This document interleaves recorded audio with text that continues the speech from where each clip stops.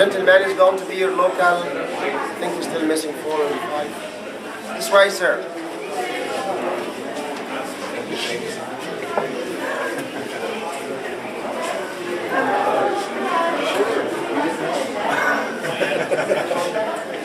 So the gentleman, Muhammad II, he will be your local guide. Actually, I am not. So many Muhammad in Egypt. So he's going to be your local guide here. He's going to tell you the story from A to Z, how you can make a nice piece of papyrus like this one. This is the most famous one in the collection. You remember? The scales of justice, weighing the heart of the pharaoh. Again, is the feather of justice. This one also, you have seen it at the museum, the 6 keys. That one, it has a nice story behind the tree of life. And this is the zodiac, the calendar.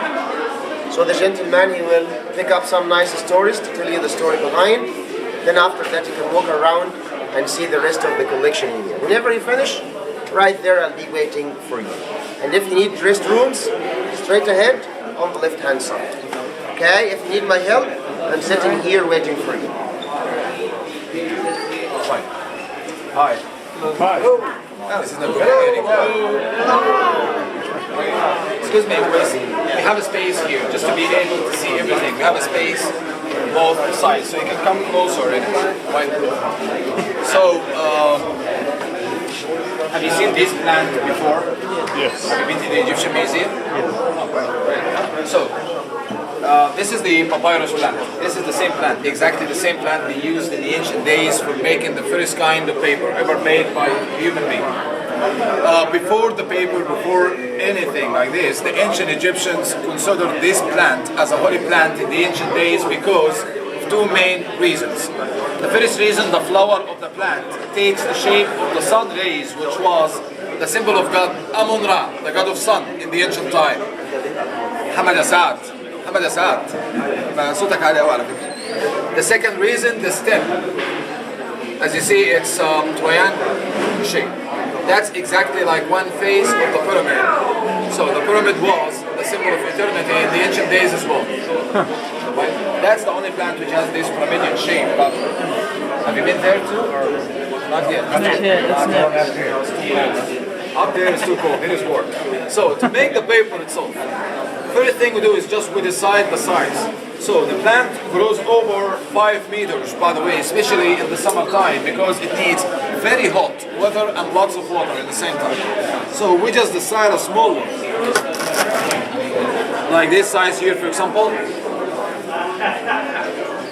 And then we remove the outer green skin. This part is very strong and it's very flexible as well.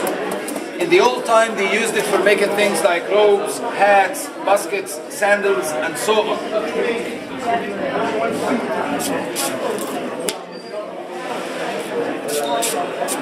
So this is the main part we use for making the paper itself.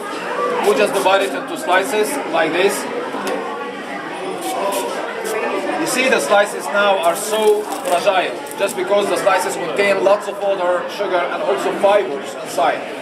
To make these slices flexible, you have to reduce the water first, and also you break the fibers inside the slices just by using this rolling pin, like this.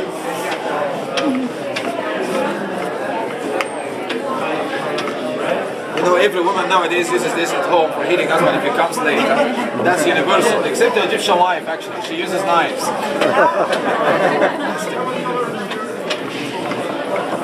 In the ancient days, they used to eat these slices, by the way. They used to, suck it like sugar cane, for example. So, now you see, it's flexible and stronger than before, right? And then we put the slices in the water for 2 days to reduce the sugar in the slices. We have to change the water every day. Only 2 days in the water to get this color here, the white or the yellowish paper. But you see yourself, the color completely changed, gets dark, white. So 10 days or 15 days in the water to get the dark brownish paper, like those there. The brownish papyrus is exactly the same quality, but it takes long time to make the paper or to paint on it as well.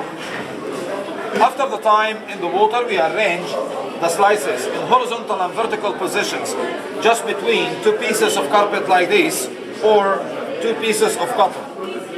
In the ancient days, they didn't have the same materials. They used animal skins, by the way. So we arrange the slices overlapping system and so on.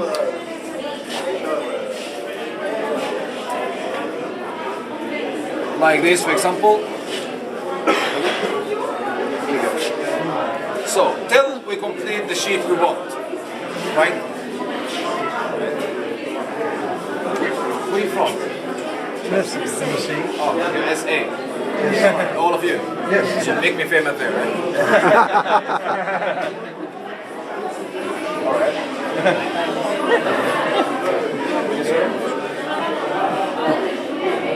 And now we keep all the slices under this press here for 6 days more. In the ancient time they used heavy stones, by the way, they didn't have the same thing.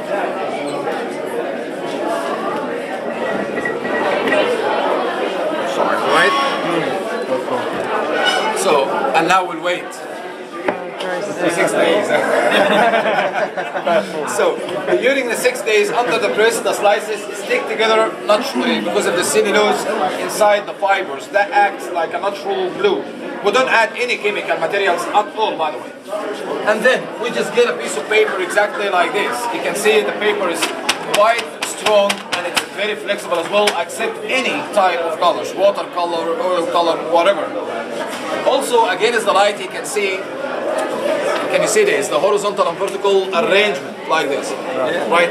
So after that, we just send it to the schools of fine art to be painted there exactly like all these scenes you see around here. So this is about the paper. You know already the story behind the Judgment Day, right? The weighing of the heart and so on. It's the same story and it's the same idea, but this is exactly like the copy we have. This is not exactly like the one you saw in the Egyptian Museum anyway. And it doesn't have, the one in the Egyptian Museum, it doesn't have all the gods like this in the ancient days. This is the other copy we have in the British Museum in London, and it's actually the only complete story of the Judgment Day. Full gods, and the full story of the Judgment Day.